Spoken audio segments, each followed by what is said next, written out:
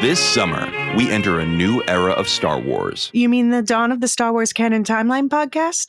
Yeah, sure, that too. But I was obviously talking about The Acolyte. We've got to cover that on the Lorehounds. Oh, but the Star Wars Canon Timeline podcast is exactly at that point in the timeline, the end of the High Republic, 100 years before the prequel trilogy. We've got to cover it there. Why not both? Okay, deal. It's the first live-action Star Wars outside the Skywalker saga. Nobody can miss this. Listeners, kick off your hot lore summer weekends with scene-by-scene breakdowns of The Acolyte, found in both the Star Wars Canon Timeline podcast and the Lorehounds Mother feed. And the Lorehounds Star Wars feed. Wherever you like to listen, a couple of days after each new episode is released.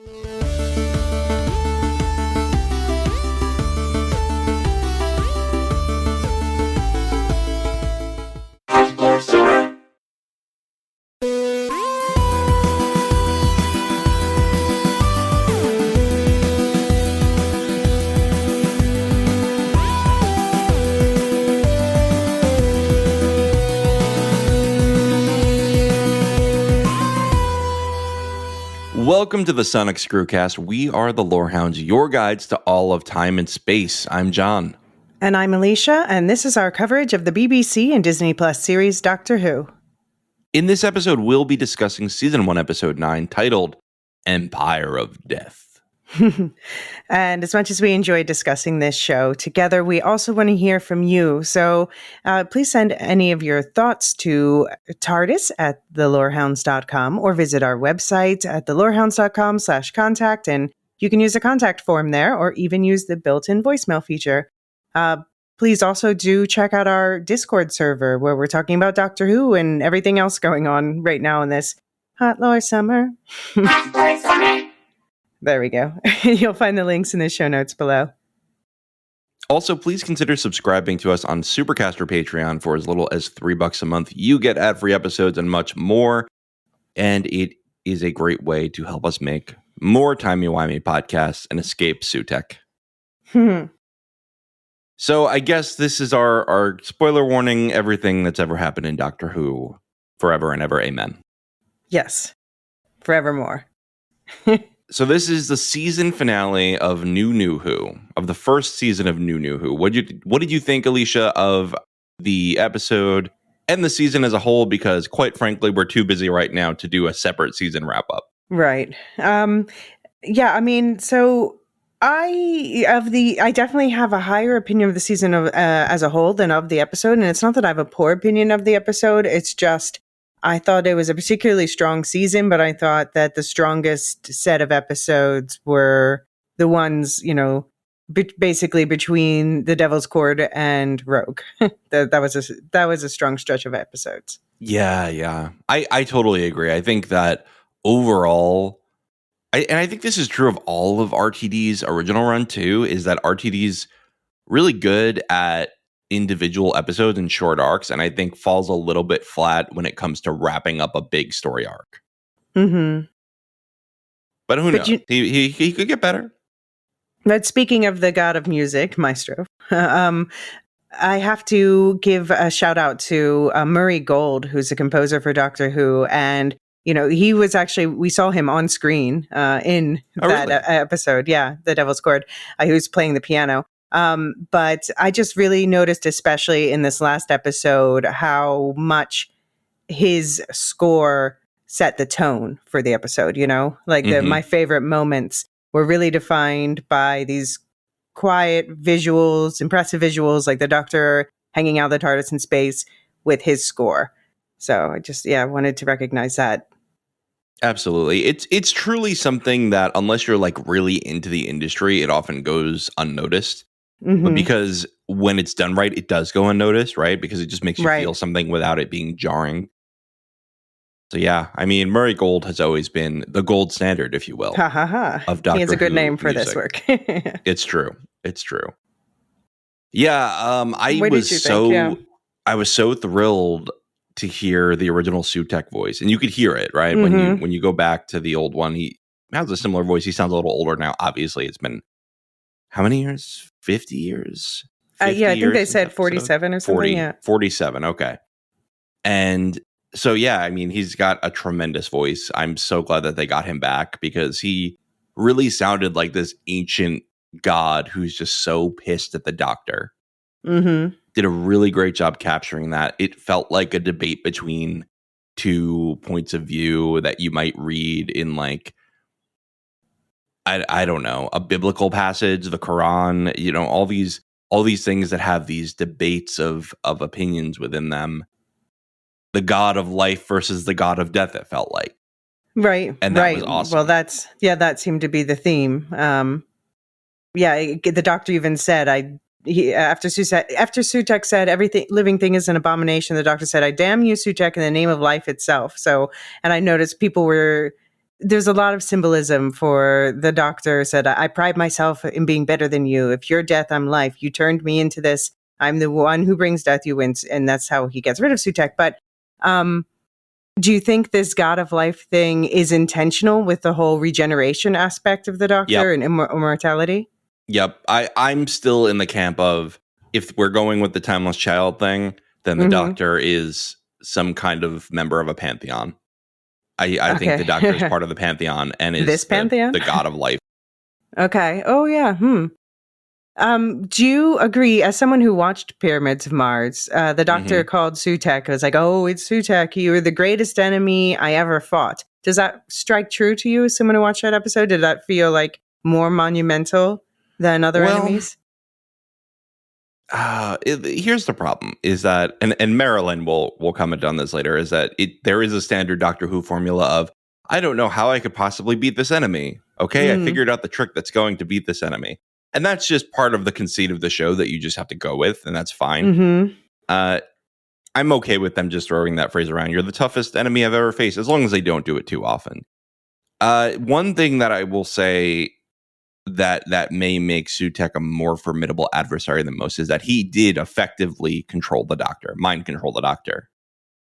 And I don't think we've seen that very often. I think there was one Matt Smith thing where the Cybermen kind of mind control them, right? But that was less full, and they didn't have to attach anything to the doctor to control him when it's Sutek, because the Sutek just does it through his spirit mind control powers. Yeah, I mean, I guess that's sort of because we think of the doctor as being a clever man, a brain above all else. Then anyone who can best the doctor in that regard, like with mental prowess, that does make them extra scary because that's kind of his strength. Right, and like you said, it's his strength, and the way he wins is often outsmarting. If he doesn't have his mind, he has no power at all, in my opinion. He doesn't have super strength. He doesn't have super agility or anything like that. Exactly. He doesn't have any superpowers other than being clever. Right, exactly, yeah. Well, he can regenerate, but you know what I mean. In his non-regenerative state, he does not have any superpowers. Right. Anyway, that's my shtick. I think it's fine to call him a formidable adversary at least, and so I've split this episode up into about 5 main plot points. And so the first one is pretty obvious. Sutek unleashes his dust of death everywhere the Doctor has ever landed, the TARDIS since the Tom Baker era. And I just want to bring in a comment that the Doctor says later, which is, I traveled to all these places because it was fun. I mean, to me, I don't know how you feel, but that's the Doctor selling himself short. He didn't just go there because it was fun. Right. No, he went. Sometimes he landed there because it was fun. Yeah, right. And then something always happens. Right. But then you kind of have to wonder. I always bring up the Wheel of Time, but you know who I am. But it just reminds me of he goes somewhere. He's like, let's go on vacation. And then it's like there's a bubble of evil. Because he's Taveran. Yeah, because he is an important being. Yeah. It's like trouble comes to him. It's just drawn to him like gravity. Well, I'll have you know that David and I talked about the Wheel of Time on last night's House of the Dragon pod. Oh, awesome! Can't wait to hear it. Yeah. It's a similar thing to what the Doctor said to Kate when she asked, "Why don't you go see your granddaughter?" And he's like, "Well, I bring pain wherever I go." Yeah. No, you actually go and find pain and alleviate it. Yeah, I agree. Yeah, I'm frustrated with him about the granddaughter thing. Like, I think it's lame that at the end of this episode, he says to Ruby as she's saying her goodbyes, which got me for a minute. I'm like, wait, she is coming back, right? No, she is coming back. 100%. Yeah. I said on the Discord, I mean, it's she's as gone confirmed. as David Tennant. Yeah, no, it was confirmed in the Doctor Who Unleashed episode too. But at first they were like, oh, in the goodbyes, I was like, what is going on? And then he's like, oh yeah, but she's definitely coming back next season. Like, okay, well, fine. But just like he is basically placing her above his granddaughter. I'm like, you just Mhm. met this girl, why? I just think he's been terrible to his granddaughter. And if his granddaughter does turn out to be a villain, then I understand. Yeah, and he also, I think I mentioned this before, but he promised his granddaughter he would come back. Mm-hmm. Yeah. He locked her out of the TARDIS. And Oh he said, my I promise God. I'll come back one day. Yeah, and she's This like, is grandfather. super villain behavior. Yeah, I know. He left her stranded. Also, by the way, stranded after a Dalek invasion of Earth. And they did beat the Daleks, but like the Earth is destroyed from all their activities. And he's like, oh, but she's in love with a guy she met 2 days ago. So I'm going to leave her here. She's better off here. It was very 1960s writing. That's all I'll say. Well, that's why he's choosing someone he met 2 days ago. I mean, fine. Right. I know he and Ruby have been together longer, but Right. But yeah, I thought that I really liked the opening sequence of this. I just the growing dread where you realize like guns and lasers do nothing but pause. I thought Kate's death was really sad, although at the same time, it was the moment that I knew the whole thing was going to be reversed, especially when, although the other, I was like, oh, Rose is gone. Oh, Carla's gone. Yeah, no, this is. Right. But I thought Kate's death was really well played, but I didn't understand. I have to hope birds will sing again. There will be birds. That must be a reference to something that I don't know or remember. I don't know either. I couldn't. Okay. I just thought it was a weird line, but maybe you're right. Maybe that would make a lot more sense to me if it is a reference to something. And there was certainly a ton of references to Classic Who in this episode. I mean, that whole let's get into that next scene just to talk more about it. The Dr. Ruby and Mel escape on an imagined TARDIS, eventually finding a single surviving woman on a desolate planet. The Doctor uses a spoon to ground the TARDIS / time window fusion into a real memory, allowing Ruby to see Roger Ap Gwilliam. Mm-hmm. The Doctor and Ruby determine they must go to Gwilliam's time and search the mandatory DNA testing results for the name of Ruby's mom, which is taught by both Ruby and Sutek. So I kind of glossed over the Kate scene there, but there's so many trinkets within the TARDIS, and I recognize some of them because I've watched some of Classic Who, but I certainly didn't recognize all. And you could see Mel picking things up with such admiration and nostalgia. Yeah. Great stuff. What is it called? I couldn't tell if they were calling it the Remember TARDIS or the Remembered TARDIS. I think it was Remembered. Okay. I guess that makes sense. But I kind of like Remember TARDIS is cute. It's the new member berries. Yeah, right. Yeah. But yeah, I mean, it was really fun to see like Tom Baker's scarf was in there, right? Mm-hmm. And I mean, that's probably the most iconic item in all of Doctor Who after the sonic screwdriver. Right. And the TARDIS, obviously. Yeah, it was a nice Easter egg trove that I couldn't even begin to mine. Right. But yeah, I think, it was a lot of fun. It was held together by hopes and wishes and luck. It reminded me of the way he talks about the language of ropes in the Christmas special, which I liked. Mm-hmm. And I thought there was some beautiful Davies poetry in here. Like, if time is a memory, the memory is a time machine. Yeah, that was really nice. I think something that Davies is really good at is writing a very sing-songy dialogue. Yeah. A very poetic dialogue. And here we have that. We've got I don't want to go kind of stuff. Right. Yeah. The other line that I really liked was, I mean, this is from a little later, but it says, somewhere out there in the desolate hollows of the universe, they are hiding in the winds and the wilds. Sounds like the beginning of a bedtime story. Yeah. Where the wild things are.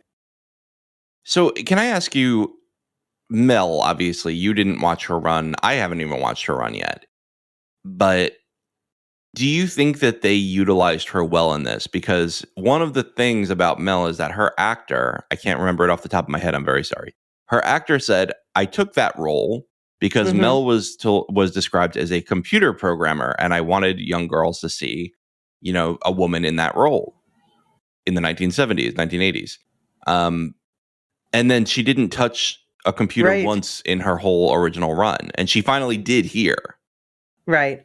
And no, I don't even remember her touching a computer in this, so that's not what I would, Well, I do think she expressed some mental fortitude and some intelligence here, and that is at least a step up. Well, so I obviously I haven't watched Pyramids of Mars and stuff, but I like the fact that she was back to continue her storyline, and I know her importance because people like my friend Simon, who we talked to on the. Oh, she's not in Pyramids of Mars. Oh, she's not. That's not her. Oh, no, that's Sarah Jane Smith. Oh, right. Okay. Don't get at it. I'm saving you here. Well, yeah. No, I freely admit I have not watched that stuff. But anyway, I do know that she was a companion of the late 6th and early 7th Doctor. Okay. Well, I do know Mel is like one of the important ones people get really excited about, and I liked her line, "There's nothing I can do here except to fight." But then, yeah, when they made her like be possessed, that felt like a little bit of a disservice. Yeah. Well, I don't know, because I did enjoy that she was able to resist Sutekh longer than most. Why wouldn't they want to possess Ruby then if she's the one with the secret that he wants? I love, by the way, that like Sutekh just kept them alive because he needed the tea, Well, I think to possess someone, he needs to... Well, no, actually, that's not true that he needs to kill somebody. No, he said it was just dead cells was enough. Yeah. Oh, I don't know. I don't know. That's a good question. Maybe because she needed the knowledge of Ruby. Like Ruby was the one with the weird snow thing. Ruby was the one able to conjure the memory. Right. But then I think he couldn't just be like possess her and make her say things or something or take her memory. I don't know. There's no rule. Okay, I don't know. That's true. I gotta stop doing that. Yeah, you're right. Mm-hmm. This is not the Wheel of Time. You're not going to make it fit together. Just accept it. So, yeah. Okay. Anyway, I enjoyed that. I think it looked like the actor was having a really fun time in like the Sutekh Death Warrior makeup. Mm-hmm. You could tell she was having a blast doing this. I think, I think she seems to have been disappointed with her original Who run, and I'm glad that she was able to come back and feel like she got a real shot this time. I mean, she was in Doctor Who during its decline. Like the 7th Doctor was the decline era. Okay. Yeah. That's right before it was canceled. Executives at the BBC didn't really like it. And she also was basically known for screaming really well. Like that was her thing. She just had a lot of screams. She didn't have a lot of like poignant dialogue or anything like that. So finally we have her getting lines like, "There's nothing we can do except fight." Right. I just think this is a great thing that RTD is doing. And I hope he does that with more older companions. A lot of older companions are still alive. I mean, we saw that in The Power of the Doctor. They had their little support group. Mm-hmm.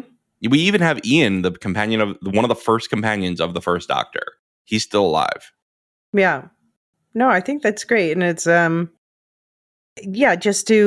because it doesn't, I've never been bothered by them bringing in anything because the entire show is built on decades of TV that I didn't watch. And maybe someday I'll do what you're doing, but I still think it's a lot of fun to have these past things show up, and it makes me more likely to want to watch the older episodes. Yeah, and it makes it feel more lived in, right? That there is a history, that the Doctor doesn't just forget about older people. Right. Exactly. Anyway, I'm enjoying Mel. That was my main point. Mm-hmm. Yeah, me too. Did you like this whole Williams thing and the 73 yards callback? What's going on with that? Well, I mean, that seems to be an unfinished thing that they're dangling, because now they've mentioned a couple times. So now we know the perception filter of the TARDIS is exactly 66.7 meters, which they said something last episode. They said something was in a shed that distance away, which immediately okay, that's 73 yards. So they're teasing us, I think, that this is not this. We don't have all the answers to that. This is not over. We have a hint what might be involved, but yeah, we still also don't know like about the snow and the song that comes with Ruby. Yeah.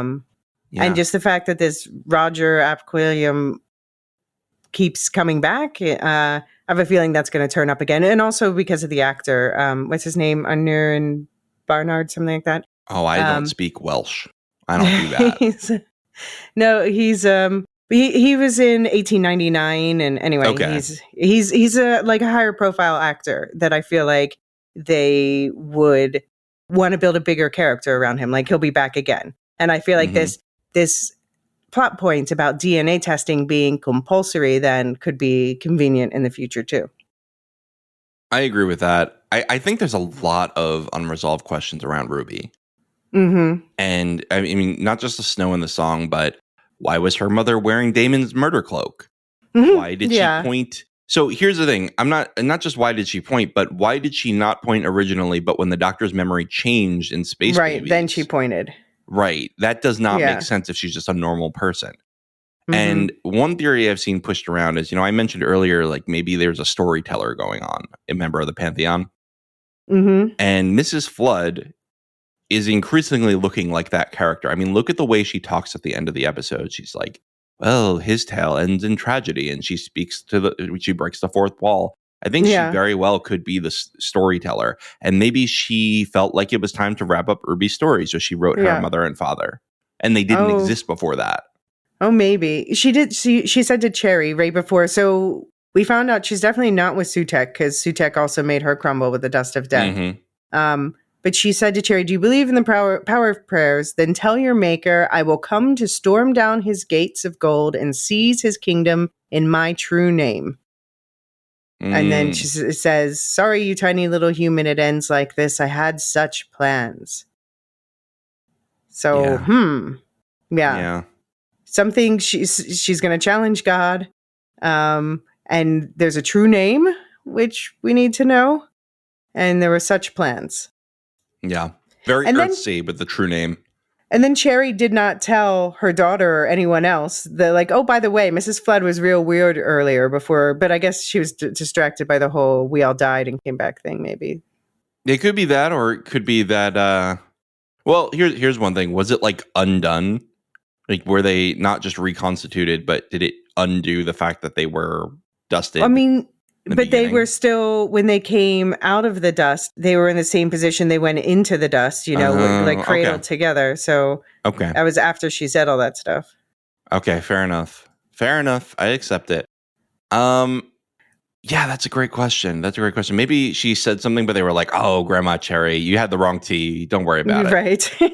I told you not Flood the tea on the top acting like shelf. that? Oh, she's so sweet. Don't worry about her. Yeah. Maybe she'll bring it up later. Maybe, to be fair, maybe she was just distracted by like, oh, the whole world ended and now it unended. That's the whole thing. Yeah. What did you think about people being transported by Harbinger lever? By Harbinger lever? Yeah, at one point the Harbinger just like flicked a lever and people were transported outside the TARDIS to come back to headquarters. Yeah, I don't know. Okay, all right. I don't know how that would work. I mean, I did just finish a classic Who thing where the Doctor takes the whole console out of the TARDIS and then just transports people in the vicinity. Okay, so all right, that's precedent. Yeah, I think that's possible. There's like a range of it. It doesn't have to be inside the TARDIS. Okay. Anyway, so let's move on to and actually I want to talk about the Spoon Lady. How sad was that? Yeah. Yeah, I wonder if we might see her again, just because they gave us so many details about her, like her daughter's Brindle D. She's on this Agua Santia planet. Yeah, I don't know if it just felt. I thought she was going to be Ruby's mother, but then her daughter's named Brindle D. Fine, but it just felt like the way they introduced her was with Portents, and then the way they went back to her at the end, which makes sense to wrap it up. But it just felt like someone we might see again. Yeah, and I did look it up. It's not a planet that's previously visited by the No. doctor. And also I the don't thing know. about remembering an opera house, like that seems significant. Like I remember an opera house. So I wonder if we're going to 'Cause go back Maestro and they're was going to, there. yeah. Ooh, could be. Like, I don't yeah. know. Got any Just- medals precious? I don't know. Just, I keep thinking about her dialogue. yeah, it was very oddly specific. You're right.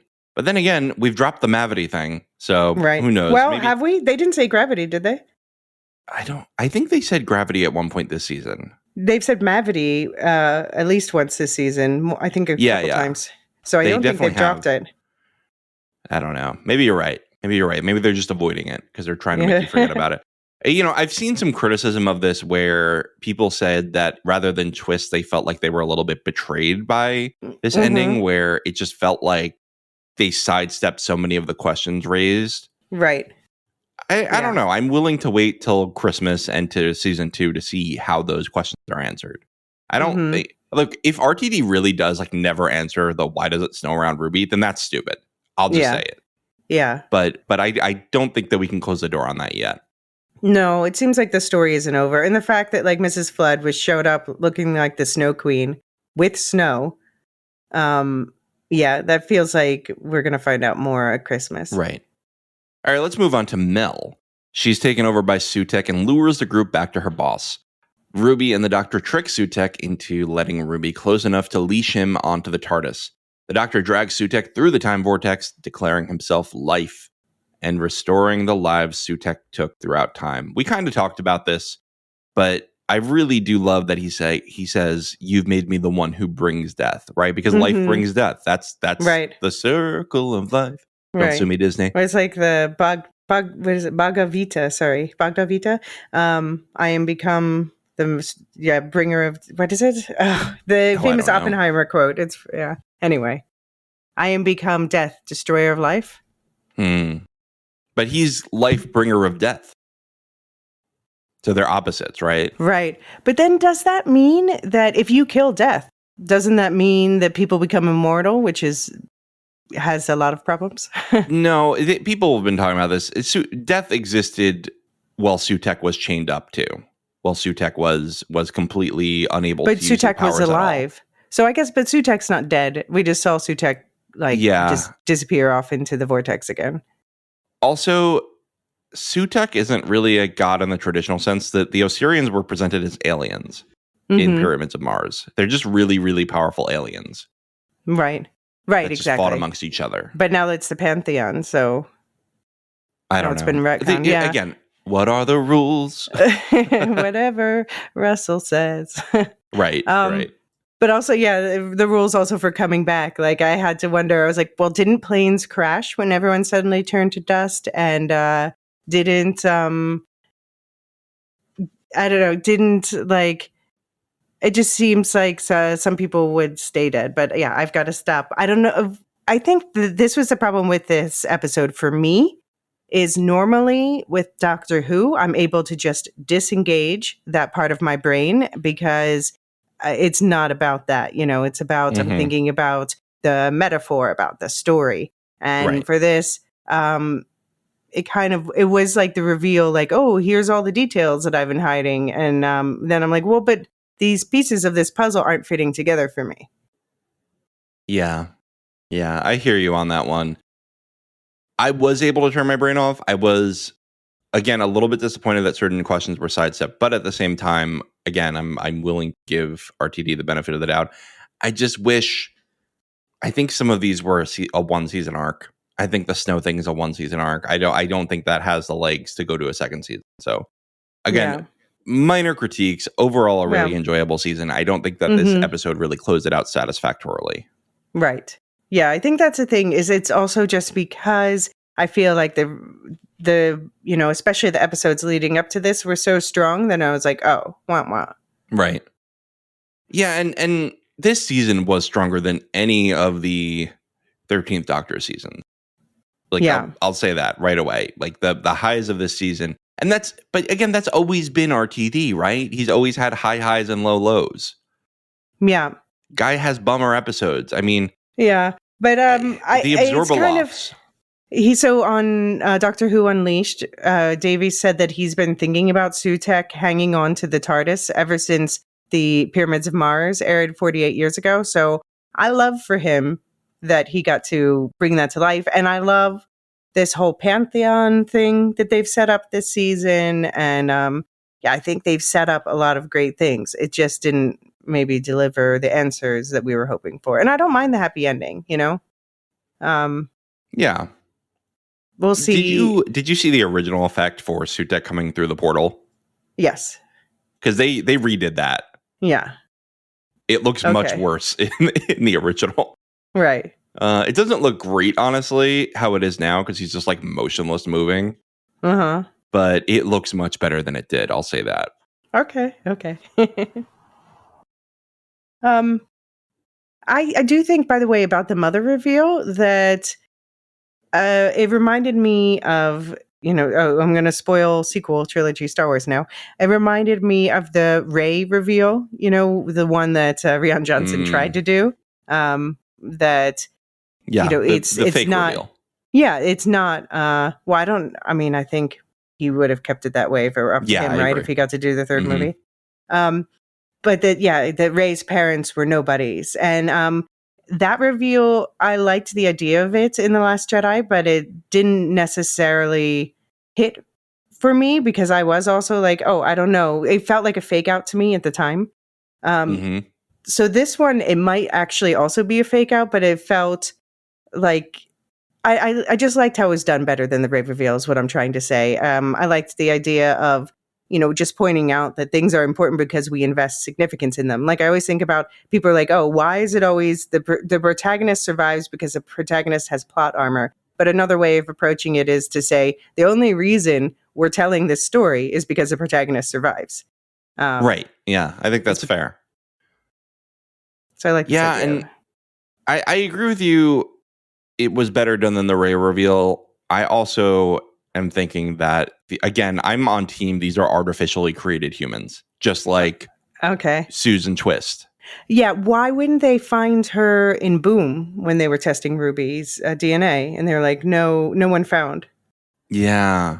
That's a good question. Again, maybe they didn't exist. Maybe Mrs. Flood was like, yeah, all right, I'll give her a mom and dad now. She's a nice girl.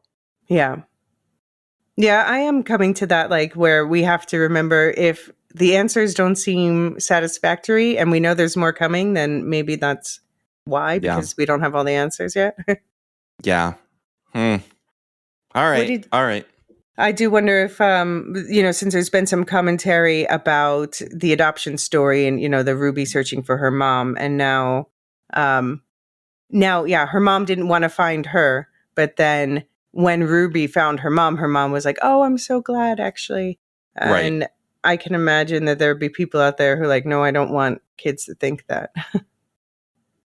Well, all right. So I have to bring in personal experience now because I am someone who is the product of sperm donation.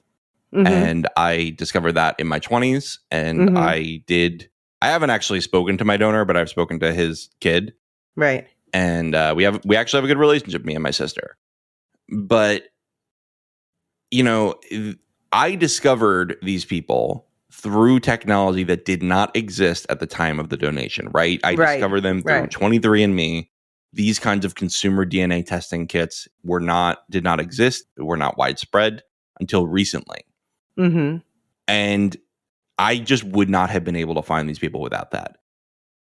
Is it unfair for me to reach out to people just because that technology didn't exist at the time? I don't think so. I think people make their choices. I think people make their choices, and there are consequences to those choices, such as human life. And, he's not, these people aren't obligated to have relationships with us. Right. But I don't think we're in the wrong for reaching out. No, and I didn't mean to suggest that if it came across that way. No. I'm actually combating the doctor who goes, well, you found them through DNA testing with time travel. And I'm like, okay, but you met her through time travel, right? Like if the doctor dismissed things because you did it through time travel, then the whole series wouldn't exist. Right. He basically started stalking her because some goblins were, and he wanted to know what was up. Right. And so I think that this was good writing, actually, as much as I disagree with the doctor there.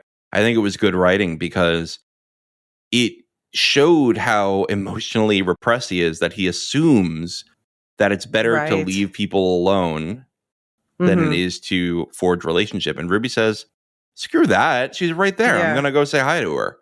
And and everyone's happy with it, right? Like relationship was formed and a positive impact happened. And I wonder if the Doctor is going to think about that or discuss it more with Ruby, because we know she's coming back, or discuss it more with Ruby and decide, okay, maybe I should go see Susan. She doesn't have to come with me, but maybe I should go visit her. Well, it feels like with all the attention she got this season, they have to address that next season. They have to do something on that front. If they don't, that's just embarrassing. Mm-hmm. Don't do that. Don't do that, RTD. Yeah. Don't tease us like that. And apparently on Doctor Who Unleashed, RTD said that Ruby's dad will also show up next season. The one that they found at the end of this episode. I'm into it. I'm into it. So mystery definitely not over. Absolutely.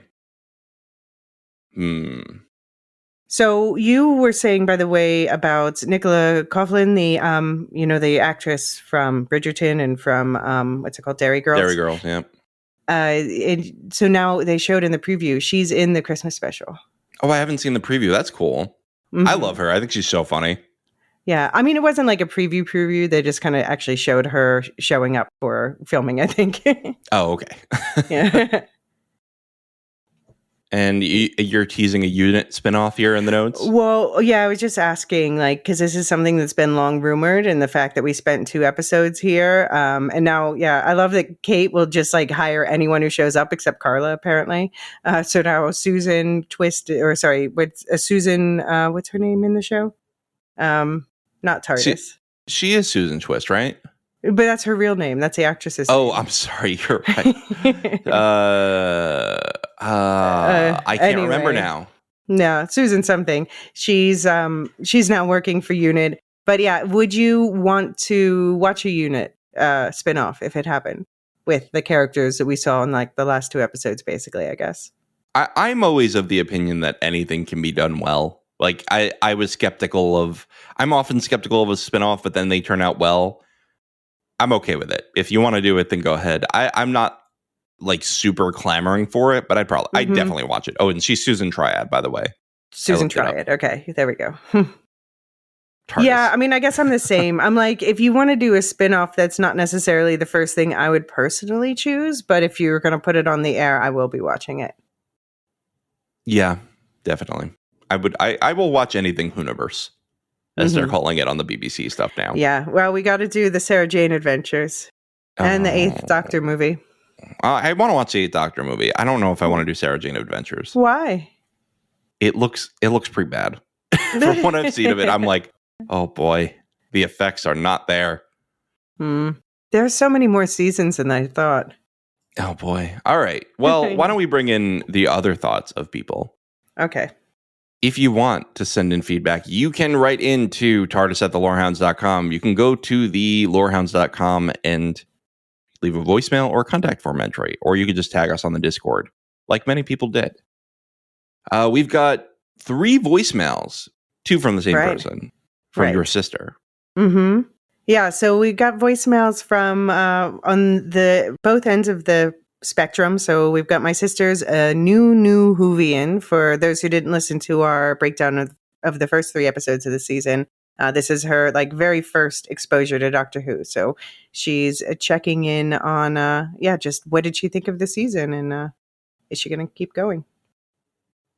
Cool. Here we go. Hi, Elysia and John. Alicia's sister Ashley here, and I'm calling to give an update on my thoughts on Doctor Who as a complete newbie who has seen no Doctor Who before this current season with the 15th Doctor.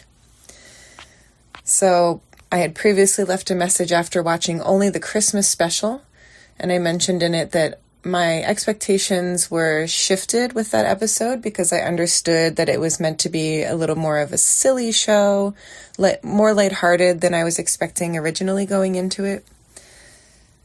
However, that did not prepare me. I felt for space babies. I did not like that episode. I found it really dumb.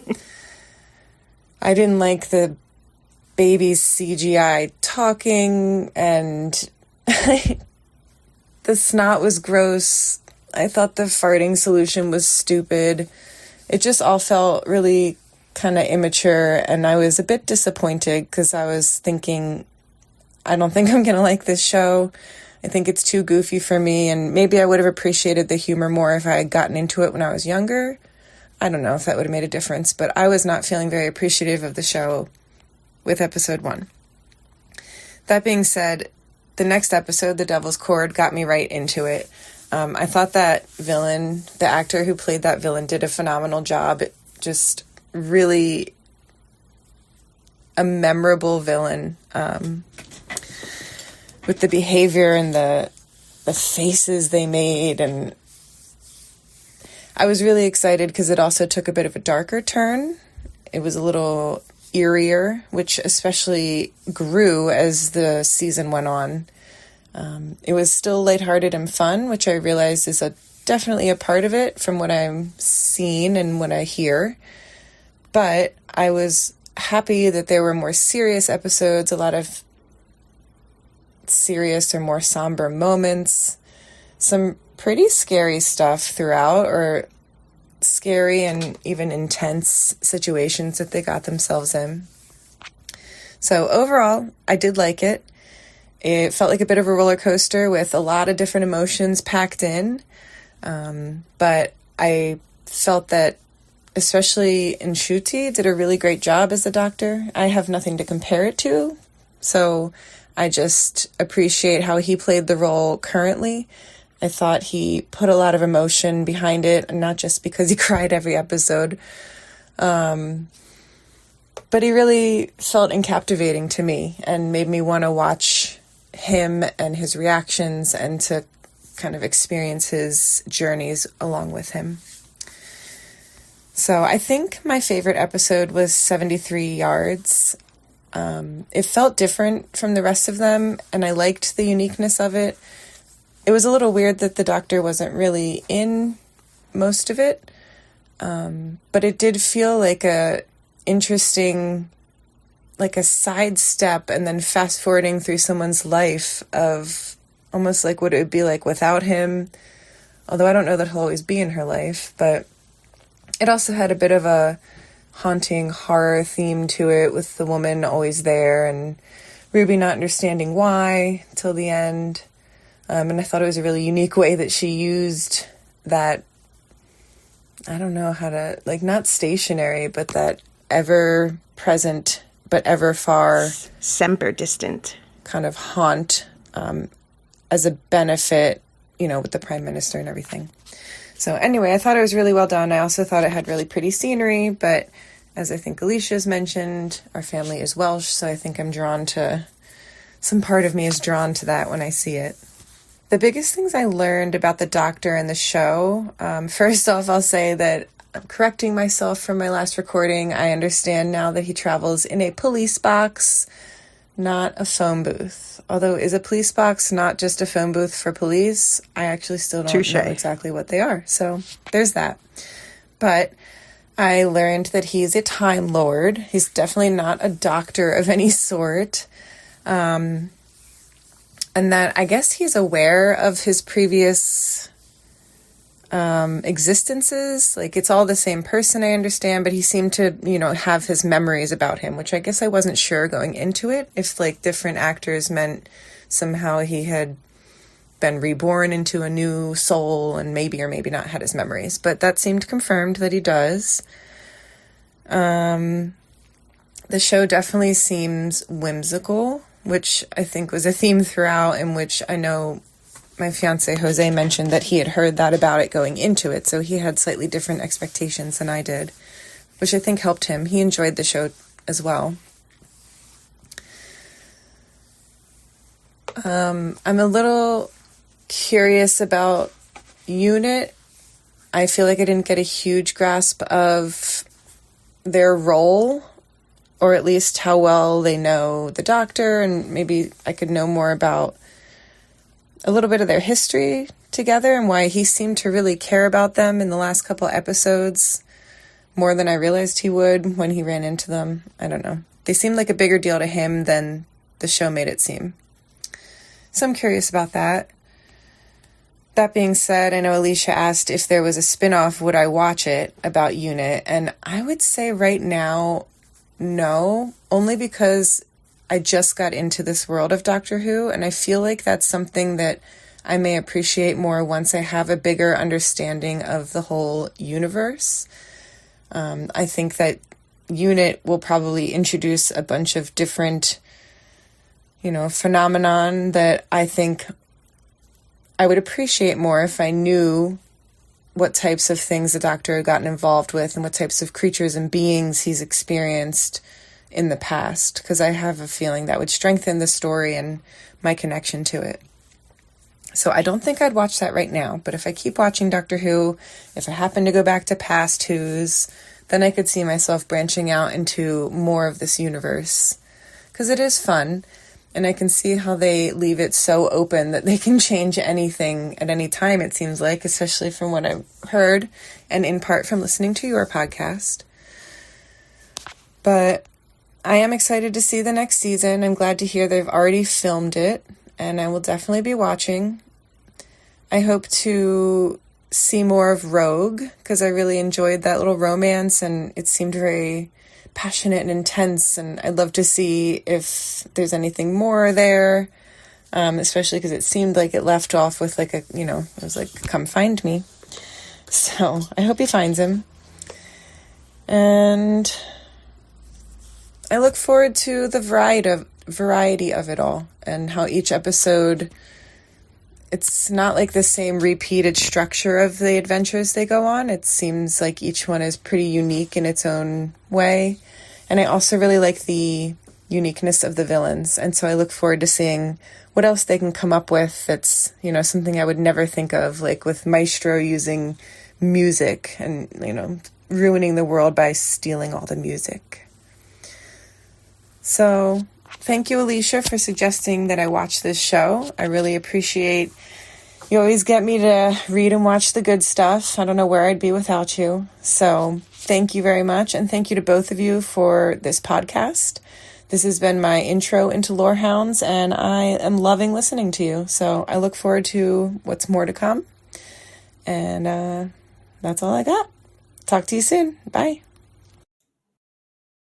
Well, your sister's a lovely person. That was a very nice voicemail. And I also will say, I think if you two had a podcast together, it would be 4 hours long each episode. I could see you two bouncing off each other. Yeah, we have thoughts. Well, I mean, we did the one for the Fall of the House of Usher, and I think that was close to 3. Yeah. yeah. No, it's great content though, and I really appreciate her writing. And I know she had a second voicemail. So have you listened to both already? Yes. Are they related enough where I should play this before we respond in full? I think it's a different concept. I actually forget what was in the second one. Okay, all right. So let's respond to this. I'm glad that we could help onboard you, because it's very important to know, like, the Doctor's face changes and he retains the memories, but he has maybe a different personality. And what else was it? The police box. That's a funny distinction. I like that she was like, oh, well, isn't it just a telephone box for police? I mean, isn't it though? Yeah, it is. It's just you can only call one person. Right. I think that's how it works. That's why they didn't implement them in the US, I guess. Yeah. Yeah, they were like, this seems like a waste of taxpayer money. 3 digits, yeah. Right. Any other thoughts on her first voicemail? I mean, I was just thinking, as she was speaking about spin-offs, that like Torchwood is the one that I think she would like, but then, she has to go back and watch the Jack Harkness introduction on Doctor Who. So I did tell her, I said the next thing, she should go watch after this if she feels like it is the 60th anniversary special, because that's also on Disney, and, and it ties directly into with the toy maker and everything. Neil Patrick Harris, yeah. I think that's a good suggestion. The 60th, and then if she's still liking it, I would say just go back to Eccleston and start there. Right, yeah.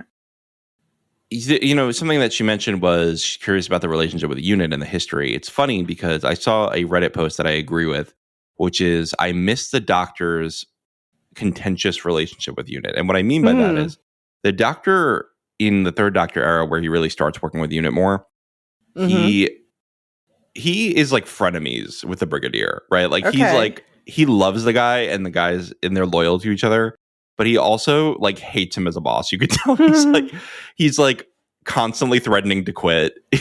he's constantly the whole thing is his TARDIS doesn't work because the Time Lord's disabled it.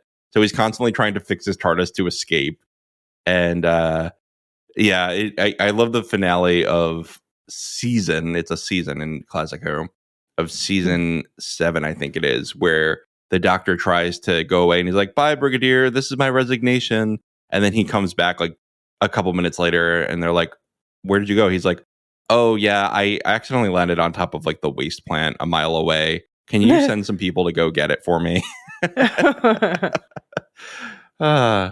Fun stuff. Anyway, but I do like when the Doctor is like kind of a curmudgeon and a little bit contentious with everybody. That is one thing I miss with Ncuti's Doctor is that I think he's so friendly with everyone that I kind of miss the Doctor being a dick sometimes. I don't know. I mean, my other favorite Doctor is Matt Smith, and I would say that he wasn't a dick either. He was also like an earnest puppy, and I like that in a Doctor.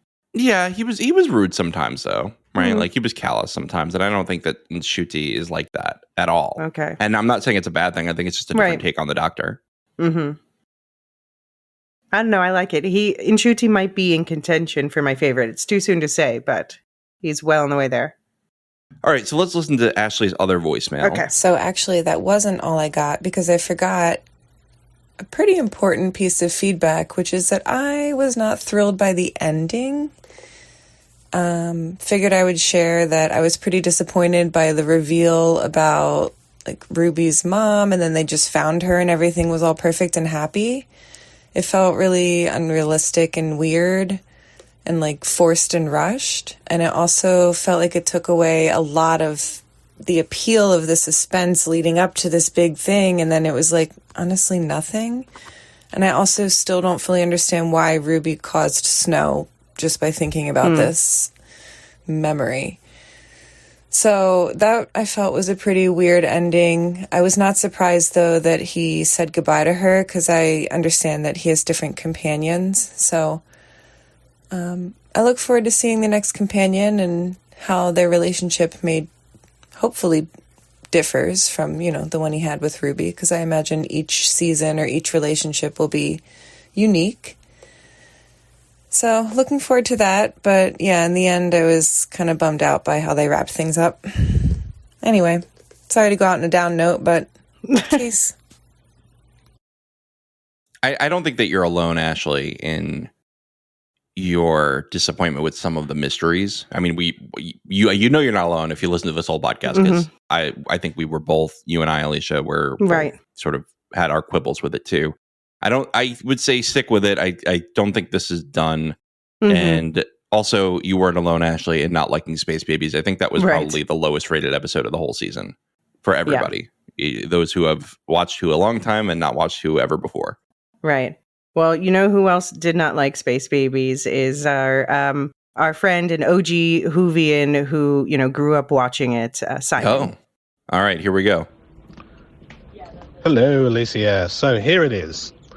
My views of Doctor Who Series 1, or is it Series 16 or 15? I'm not even sure.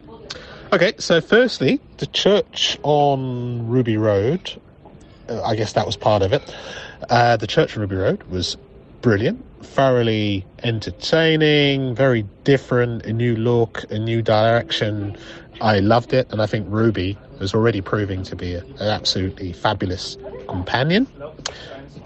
Space Babies, the less said about that, the better. That was pretty poor by anyone's standards. It was really not a good start to the series, I thought. The Devil's Chord, I thought was a masterpiece. I thought it was thought-provoking, entertaining, until the twist at the end. The musical number, for me, ruined it, but I did enjoy that episode. Boom was an absolute classic, a real return to form, unpredictable, exciting, everything that you'd want in Doctor Who, followed by 73 Yards, which was just a complete edge of the seat thriller. It combined the genres of sci-fi, thriller, horror. It was all there. It was spooky. It didn't make much sense. The resolution didn't really make much sense, but it was brilliant. Loved it. Dot and Bubble, that was Doctor Who does, what's it called? Black Mirror. Doctor Who does Black Mirror. And yeah, it was pretty good. But it's kind of, I think most Doctor Who fans will also watch Dot and Bubble, will watch Black Mirror, and I thought it was, pretty much a pastiche on Black Mirror, but it was still pretty entertaining. Rogue, I'd give Rogue 10 out of 10. Rogue was had everything. Great production values, great villains, really good. The Legend of Ruby Sunday was part 1, the first episode, The Legend of Ruby Sunday, the meeting unit again, great, really exciting, fabulous cliffhanger, great reveal. And finally, Empire of Death, which great production values as we've come to expect with this Disney Plus BBC combination. Very exciting, really enjoyed it. However, the reveal of that Ruby's mother was basically just an average person.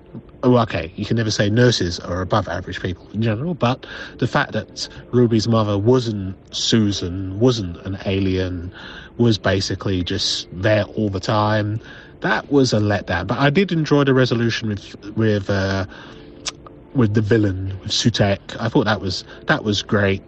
The only other thing I would say is I hope in the next series that there'll be less of the Doctor crying. I think used sparingly, it has an impact, but it appears to be almost every episode he's in tears. I think, that's not ideal. But overall, if I look at this series, I thoroughly enjoyed the series overall. It's not all doom and gloom. I'm amazed at how negative Doctor Who fandom has been over the Empire of Death. People are really going to town on it. I mean, guys, I think a lot of Doctor Who fans, we've forgotten how bad it was in the John Nathan Turner era. The final few series with Sylvester McCoy as the Doctor, but even with Colin Baker as the Doctor, there are a lot of very appalling stories, tacky production values, very poor quality. So, I still would say that this series is far superior to the last 2 or 3 series of old Who, and I think it's still up to the standards of new Who. Thank you very much. So thanks for your thoughts, Simon. It was nice to hear your voice again since we chatted in the in the 60th finale. Year. Yeah, a while ago. Yeah, no, it's interesting how much he and my sister might be on opposite ends of the spectrum in terms of experience with this property, but they agreed on a lot. Right. I totally agree with that. That's pretty funny. Yeah, I think that the weaknesses of this season are not tied to it being Doctor Who. I think they're just production issues. They're just general TV quality issues, and that's normal, and that's okay. Yeah, it's just some of these, I think it also just goes to show that when it works, Doctor Who is really universal. It connects with people who don't know all of the decades of history. Right. Totally. All right, well, we've got a few more pieces of feedback, so let's do those quickly. Mm-hmm. We've got Arthur H. writing in about his Oklahoma reference, saying, the farmers and ranchers were feuding throughout the play. There was a barn-raising dance where the song was, "The farmer and the cowboy should be friends." Right. Okay, that's fun. I completely forgot about that song, and my father would be ashamed of me, but yeah, sorry. Well, thanks, Arthur. That was fun. Cabin Boy. What? What are all? Okay, it's a Twitter name, sorry. Yeah. Okay, I'm just gonna say Cabin Boy. Yeah, you're gonna say Cabin Boy. Cabin Boy says maybe it's 14th retirement misadventure is changing / adding to 15's memory, does every minute that 14 is living add a minute to 15's memories, or does 15 remember everything that 14 is yet to do? I think the latter. You think? That's my opinion. Okay. I mean, yeah, I do hope that I think that the bi-generation is really interesting, and I hope they don't just like sweep that under the rug and say, don't think about it. I hope they explore it a little bit and how that could complicate things. I agree. Even if you just mention it, like it was kind of weird that they were like, oh, well, Sutek took over the TARDIS. Maybe we should try to get the one across town. Right, exactly. like let's bring a helipad to the noble's house, right? Like Mm-hmm. I think that there was a better way to do that. Yeah, if there's a world-ending event, it feels like the other Doctor should be there. Right. Well, Rex wrote in to talk about the fob watch because regarding, I think the subject line was actually, regarding hiding, using regeneration to hide. Right. And Simon said, well, this is talking about the fob watch used by the Master in Utopia or the Ruth Doctor. So the chameleon... It's called the chameleon circuit, right? Right. Yeah. So the chameleon circuit, the problem with that is that it doesn't actually change your appearance. Mm-hmm. It just turns you human, and like it rewrites your DNA to turn you human, and it hides your memories from you. But that disguises you from yourself and from people seeking a Time Lord. It doesn't change your appearance. So I don't think that they are referring to that. I'm going to push back on that, Rex. I'm still stuck on the previous one because, okay, so I thought about on the one hand then when the dust of death went out that, the Doctor and Donna would also disintegrate because why wouldn't they? But then in terms of the TARDIS, and I was like, well, would Sutek destroy the TARDIS? But wait, did Sutek hop to the new TARDIS when it bi-generated, or are there two Suteks on each TARDIS? Did Sutek bi-generate? Ooh. That's a great question. I think Sutek, I'm going to say that Sutek had to pick a TARDIS. Okay. And they said, I want the Doctor who's going places. Worlds where I can drop more Susan twists. Okay. It's too much. All right. Marilyn Arpakila, our favorite Tolkien scholar, writes in on the Discord, says, well, I kind of knew it from the beginning of the episode, referring to my comment as soon as Kate turned to dust. I was like, oh, yeah, we're just going to reverse this whole thing because you're just not going to leave her dead. You've put too much work into her. Mm-hmm. I think I said something similar to this before. Monster appears, end of the world, and the Doctor can't defeat it. Eventually comes up with a way to defeat it. This was the only section that was really jazz hands for me, and all happiness is restored. Mind you, I was content that it should be this way. Setting aside the similarity of the dust of death to the MCU Thanos dusting, I thought this was a fun, innovative way to reverse time and death. And it was a lovely fairy tale about a happy ending for a baby that was given up for adoption. It's always nice when it happens that way, and sad when it does not. I am reminded of Sam's comment, is everything sad going to come untrue? And I'm still entirely suspicious of Mrs. Flood. Could she be Susan? Ruby's love for the Doctor is going to make any future potential romantic partner's life rather difficult. Who could possibly live up to all that? Of course, she might fall for someone who works at UNIT or someone else who has met the Doctor before and would understand. Do you think that Ruby's romantically in love with the Doctor? Because I didn't read it like that at all. No, I didn't read it like that at all. No. If she was, she wouldn't be the first one, but... Right. No, but I didn't get that at all because I think she was very happy for him and Rogue, except for the whole sending Rogue to an alternate dimension thing. Right. Yeah, I don't think she's romantically in love with the Doctor. I just think she loves him as family. I think she sees him as a part of her as someone who changed her life and showed her impossible things. Yeah, and who wouldn't have that love for the Doctor, right? And the Doctor not saying "I love you." As soon as Marilyn pointed that out at some point, I was like, "Oh, that has a long history, Marilyn." Yeah, I mean, go back. You finished the David Tennant episodes. Yeah, he might cry more, but he's still clearly got some issues to work through. I kind of like that, though, right? Yeah, no, I agree. RTD didn't just wave a magic by Generation 1 and get rid of all the trauma. RTD said, okay, he's healthier, but he's not healthy. Right. He's still, I mean, this is some very serious trauma, and the worst of which he's inflicted on his granddaughter. Right. His poor granddaughter. I can't believe he just locked her out of the TARDIS. Oh my God. Oh yeah, you didn't know that before I said no. that? Sorry. He literally like locks the door and she's on the other side like, grandfather, let me in. Oh my God. It's pretty bad. It's pretty bad. All right. Athena A says, I finished watching today and I loved it. Ruby got a really nice story conclusion, and I love it when companions leave on their own terms, setting up some future suspense, which is nice as well. I don't think she's gone. I think this is the comment I replied to on the Discord where I said she's as gone as David Tennant.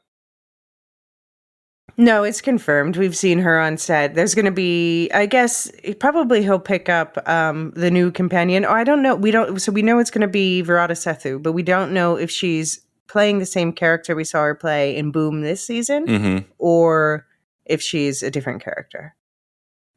I kind of hope it's the same character because she was very emotionally repressed, and I think that it would be healing for the Doctor to help somebody through it, to help someone open up.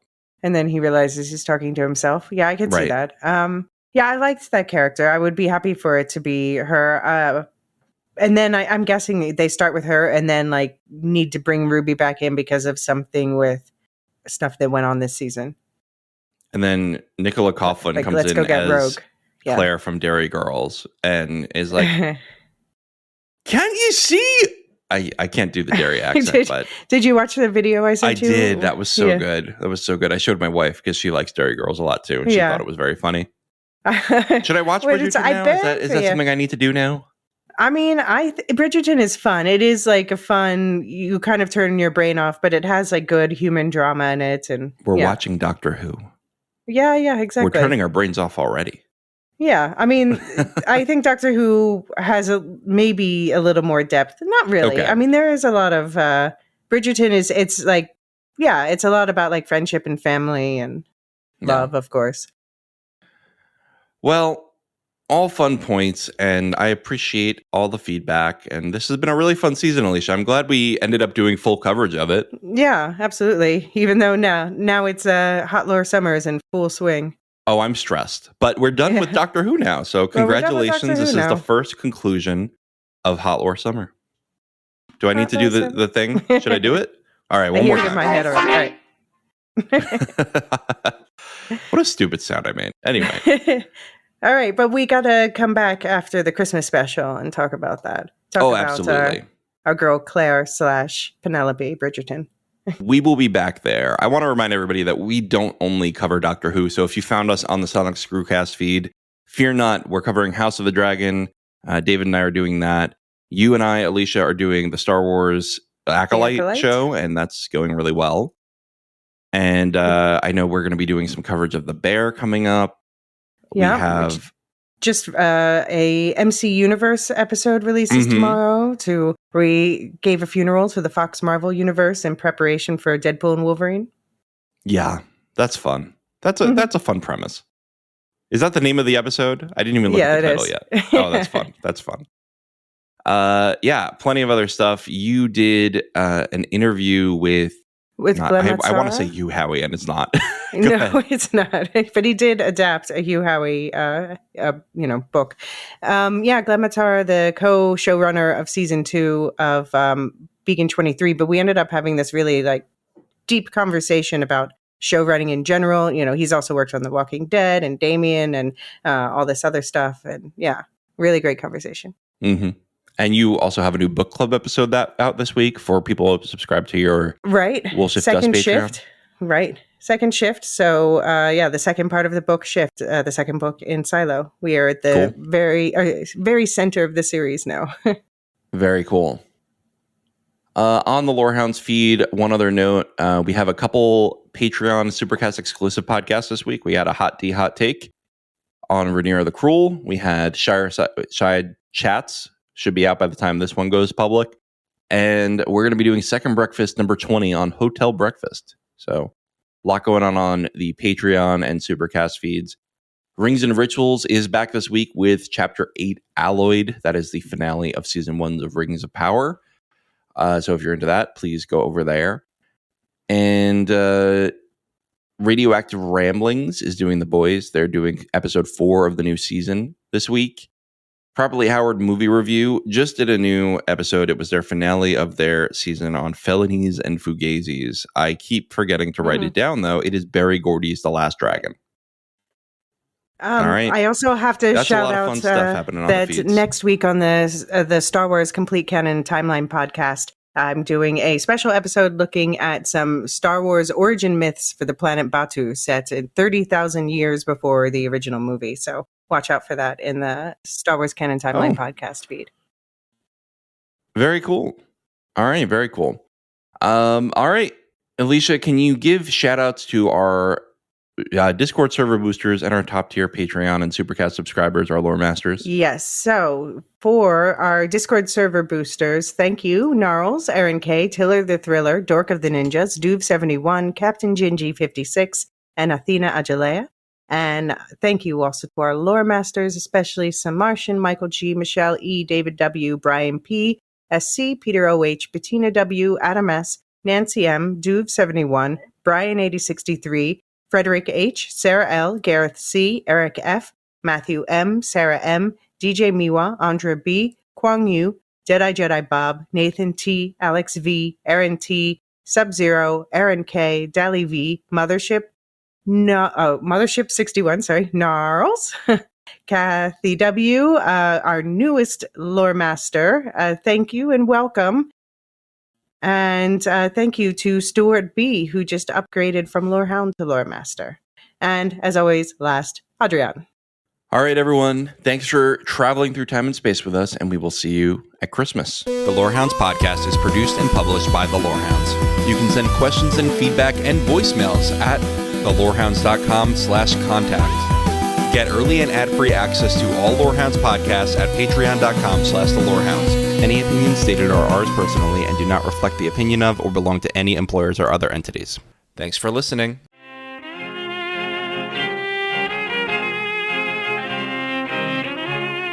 This summer, we enter a new era of Star Wars. You mean the Dawn of the Star Wars Canon Timeline podcast? Yeah, sure, that too. But I was obviously talking about The Acolyte. We've got to cover that on the Lorehounds. Oh, but the Star Wars Canon Timeline podcast is exactly at that point in the timeline, the end of the High Republic, 100 years before the prequel trilogy. We've got to cover it there. Why not both? Okay, deal. It's the first live-action Star Wars outside the Skywalker saga. Nobody can miss this. Listeners, kick off your hot lore summer weekends with scene-by-scene breakdowns of The Acolyte, found in both the Star Wars Canon Timeline podcast and the Lorehounds Mother feed. And the Lorehounds Star Wars feed. Wherever you like to listen, a couple of days after each new episode is released.